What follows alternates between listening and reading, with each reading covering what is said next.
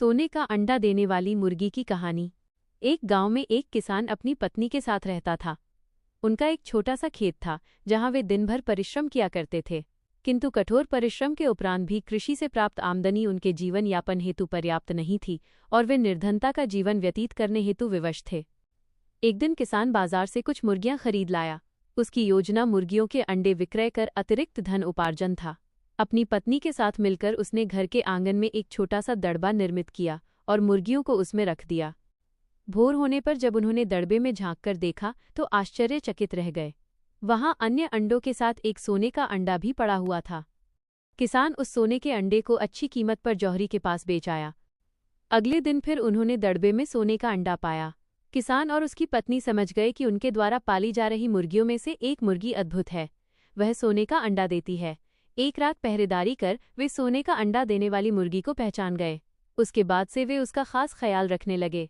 उस मुर्गी से उन्हें रोज सोने का अंडा मिलने लगा। उन अंडों को बेचकर किसान कुछ ही महीनों में धनवान हो गया। किसान अपने जीवन से संतुष्ट था, किंतु उसकी पत्नी लोभी प्रवृत्ति की थी। एक दिन वो किसान से बोली, आखिर कब तक हम रोज एक ही सोने का अंडा प्राप्त करते रहेंगे? क्यों न हम मुर्गी के पेट से एक साथ सारे अंडे निकाल लें। इस तरह हम उन्हें बेचकर एक बार में इतने धनवान हो जाएंगे कि हमारी 7 पुश्तें आराम का जीवन व्यतीत करेंगी।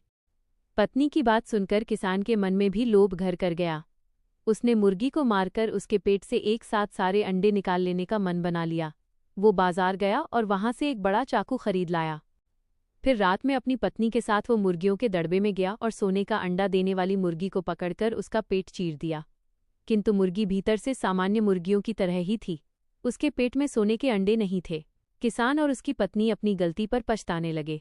अधिक सोने के अंडों के लोभ में पड़कर वे रोज मिलने वाले एक सोने के अंडे से भी हाथ धो बैठे थे। सीख, लालच बुरी बला है।